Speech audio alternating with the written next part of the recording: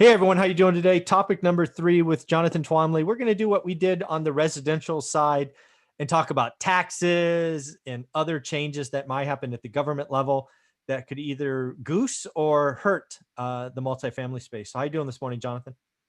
I'm doing great, Michael. This is an interesting topic, I think. So Yeah, probably what I'm going to say will surprise people a little bit. But. yeah. So one of the first things, so actually, you know what? Let's talk about 1031 and stepped up basis first, because I already got a preview. Those surprised me. So let's get those on record. And then I want to talk about what happened in the 80s for this third part of this, because that hurt multifamily in the 80s. And we'll talk about those changes. But what do you think about stepped up basis in 1031 just totally decimating multifamily like people keep telling me? Well, so yeah, I mean, listen, this is threatened. I'm not honestly really concerned about 1031 going away because 1031 gets threatened. It's been around for 70 years, and I think every 5 years they say that they're going to do it, and they don't. And the industry is, and it's because the industry is so dependent on it that I think it's very difficult to get rid of it. I mean, decisions have been made for years on the assumption that 1031 is going to be available. If they were to get rid of it, I am certain, and I think that the chances that they get rid of it are low, but if they get rid of it, I would be just beside myself with shock if it were not phased out over a long period of time, right?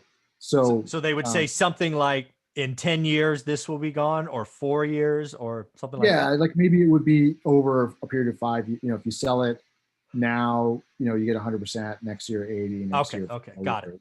All right. Or maybe even a longer period of time, 10 years, like 90, and eventually it goes away. Okay. To give the market the chance to adjust. I would find it shocking that they'd be like, okay, it's gone. Yeah, gone. Zero. But let's just say that did happen. Okay. If it did happen, I think it would really cause, in the last section, we were talking about the lack of liquidity in the market because of the difficulty of finding replacement properties. What else are you going to invest in? Even if you're not going to do 1031, you're just going to pay the tax and just invest what's left. What are you going to buy? I think if 1031 were to go away, it would cause a lot of sellers to just hold on to their property. Exactly. Because they would not, they literally could not afford to sell. Right? No, you're absolutely right. You depreciate that thing to zero. Yeah, you're like, I'm going to die with this thing. Yeah, and I mean, it's not, just depreciating it to zero is not in and of itself such a great problem. I mean, if you've been judicious about it, right, and you've held it for a long time, you've had a lot of capital gains, like you can absorb that, right?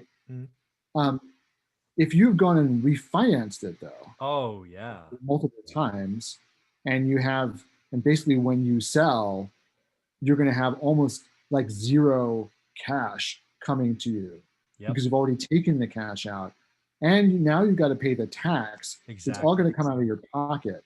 Like those are the people who are really, going to get hurt by 1031 going away, right? And so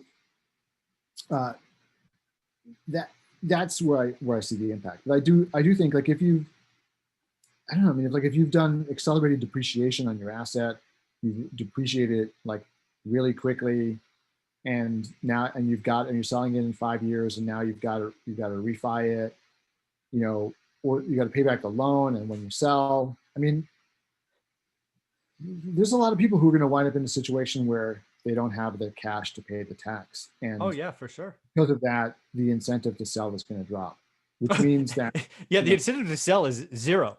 I mean, they can't. They literally can't sell. For those people, and then for everybody else, then they will adjust into reality, right? Whereas they won't. I mean, it'll hurt this cost segregation folks a lot, right?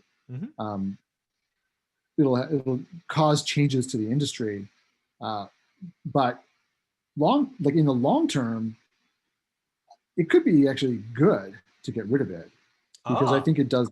I think it distorts the market, to be honest with you. Really? It So tell me raises what the you mean price. by that. Oh, raises prices. Distort meaning It raise raises, prices. yeah, it's government interference with the market, right? Interesting.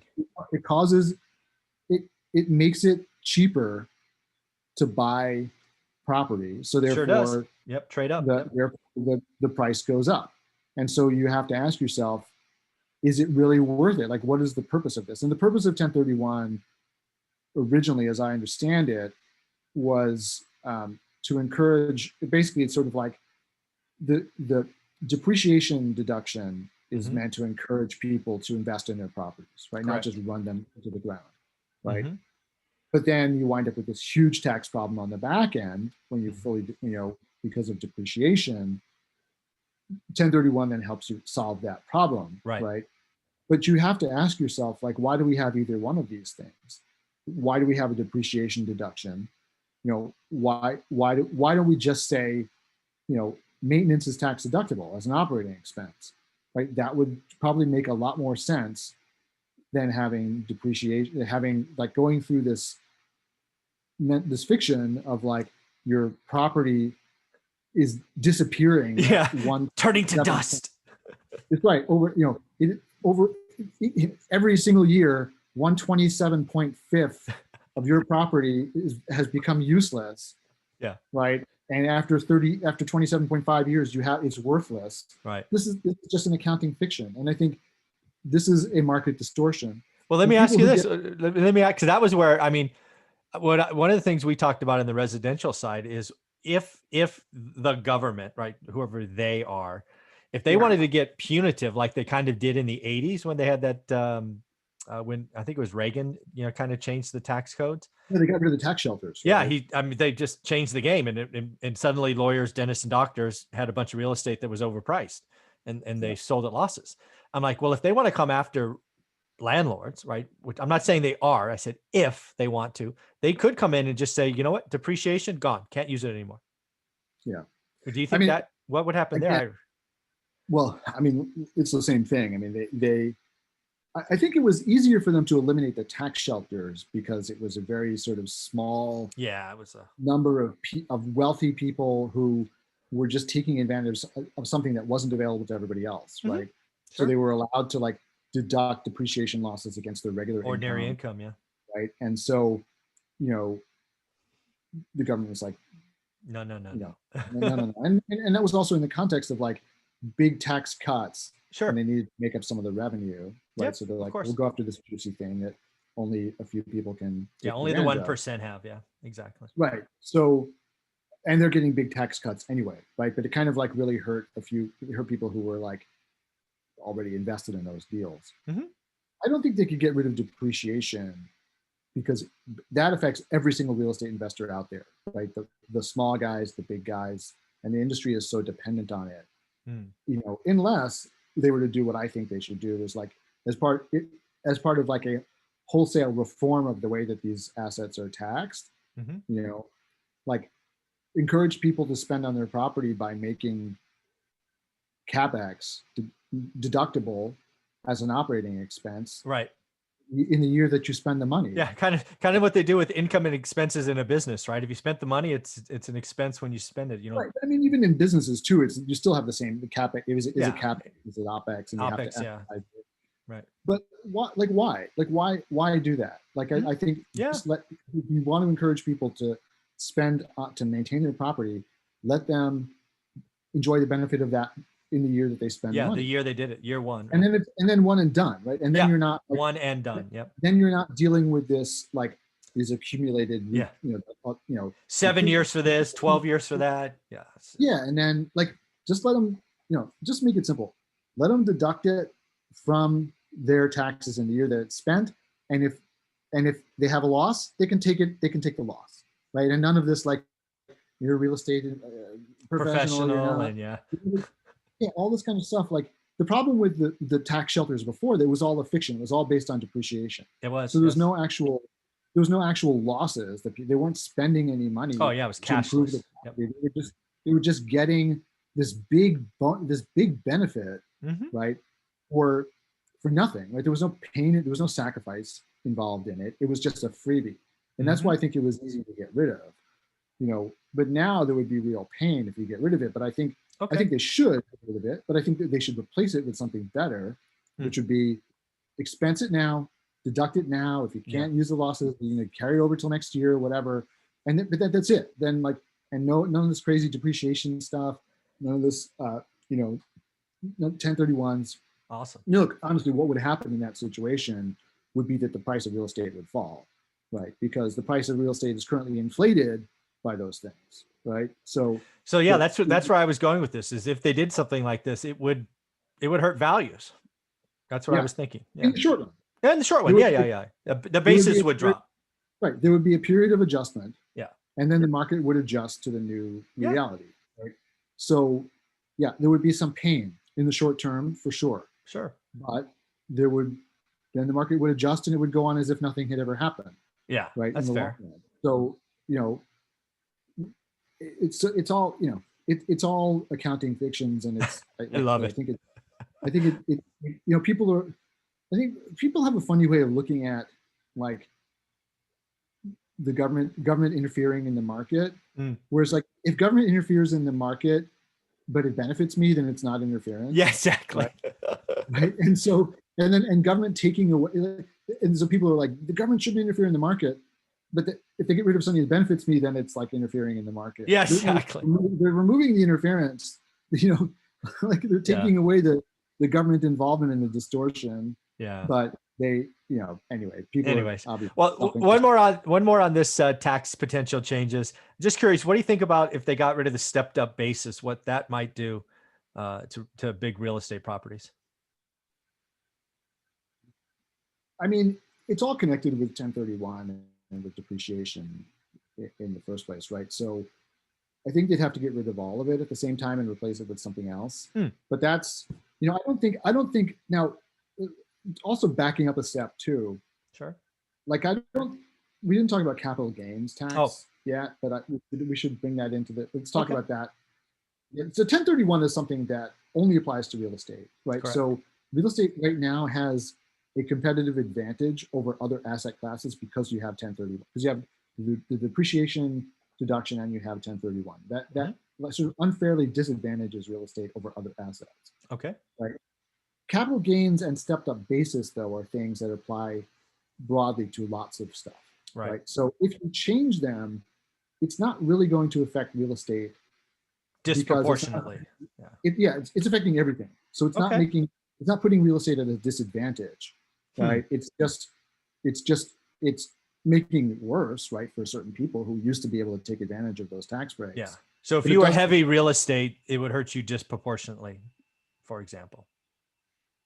Well, getting rid of 1031 would, but I mean, like if you were, but for like capital gains and got it. It's like if your choice is between investing in the stock market or investing in real estate, stepped up basis helps you, and capital gains and stepped up basis affect you equally, right? For those assets, they don't favor one over the other.